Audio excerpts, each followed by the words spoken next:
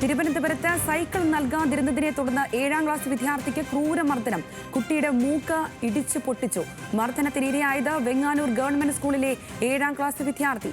കൂടുതൽ വിവരങ്ങളുമായി തിരുവനന്തപുരത്ത് നിന്നും ഹാൻസ് ജോൺ ചേരുന്നുണ്ട്. ഹാൻസ്, ഈ കുട്ടിയോട് ഇത്തരത്തിലൊരു വലിയ ക്രൂരത ആരാണ് ചെയ്തത്? ഈ സംഭവം എങ്ങനെയായിരുന്നു?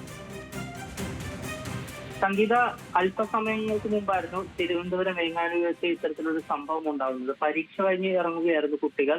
ഇതിനിടയിൽ 7ാം ക്ലാസ് വിദ്യാർത്ഥി, ഇപ്പോൾ മർദ്ദനത്തിനിരയായ 7ാം ക്ലാസ് വിദ്യാർത്ഥിയോട് 4ഓളം വരുന്ന 8ാം ക്ലാസ് വിദ്യാർത്ഥികൾ സൈക്കിൾ ഉപയോഗിക്കാൻ തരാൻ ആവശ്യപ്പെടുന്നു. പക്ഷേ ഈ കുട്ടി അത് നിരസിക്കുന്നു. ഇതിനെ തുടർന്ന് ഈ 4 കുട്ടികളിൽ ഒരാൾ 7ാം ക്ലാസ് വിദ്യാർത്ഥിയെ മർദ്ദിക്കുകയായിരുന്നു. മർദ്ദനത്തിന് ശേഷം ഇവർ അവിടെ നിന്ന് ഓടി രക്ഷപ്പെട്ടു. പക്ഷേ ഈ മർദ്ദനം ശ്രദ്ധയിൽപ്പെട്ട നാട്ടുകാർ ഇവരെ പിടികൂടുകയും പിന്നീട് ഇപ്പോൾ സ്കൂൾ അധികൃതരെ ഏൽപ്പിക്കുകയുമാണ് ഉണ്ടായത്. നാട്ടുകാരുടെ ശ്രദ്ധയിൽപ്പെട്ടപ്പോഴായിരുന്നു ഈ 7ാം ക്ലാസ് വിദ്യാർത്ഥിയുടെ മൂക്ക് പൊട്ടിച്ച നിലയിൽ കണ്ടെത്തിയത്. കുട്ടിയുടെ മൂക്കിൽ നിന്നടക്കം സാരമായ രീതിയിൽ രക്തം ഒഴുകിയിട്ടുണ്ട്. എന്നാലും അധ്യാപകരുടെ നേതൃത്വത്തിൽ ഇപ്പൊ കുട്ടിയെ മെഡിക്കൽ കോളേജ് ആശുപത്രിയിൽ പ്രവേശിപ്പിച്ചിട്ടുണ്ട്. ഇരു വിഭാഗത്തിലുള്ള കൂട്ടരിൽ നിന്നും മാതാപിതാക്കളെ വിവരം അറിയിച്ചിട്ടുണ്ട്. ഇവർ അല്പസമയത്തിനുള്ളിൽ സ്കൂളിൽ എത്തിച്ചേരും.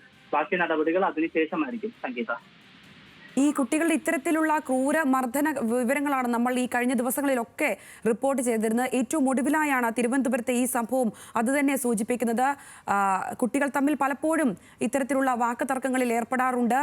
ചില അക്രമങ്ങളിലൊക്കെ കാര്യങ്ങൾ എത്താറുണ്ട്. പക്ഷേ ചോര കാണുന്നതിൽ വരേക്കും കാര്യങ്ങൾ എത്തിച്ചേരുന്നതിലേക്കാണ് മിക്ക സംഭവങ്ങളും എത്തിച്ചേരുന്നത്. ഈ തിരുവനന്തപുരത്തെ സംഭവത്തെ എങ്ങനെ നോക്കിക്കാണാം?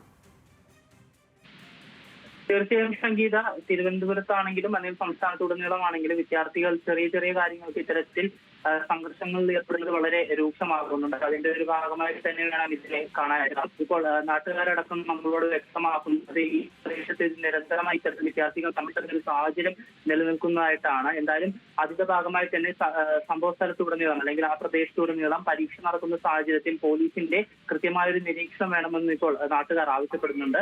കാരണം ഇത് നിരന്തരമായൊരു സംഭവമാണെന്നാണ് അവർ പറയുന്നത്.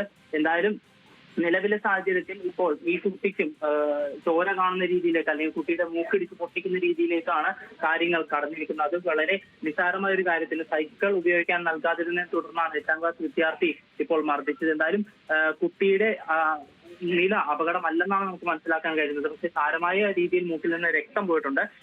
കുട്ടിയെ മെഡിക്കൽ കോളേജിൽ. ശരി ഹാൻസ്, തിരുവനന്തപുരത്ത് നിന്നും ഹാൻസ് ജോൺ ആണ് ഈ വാർത്തയുടെ വിശദാംശങ്ങൾ പങ്കുവച്ചത്.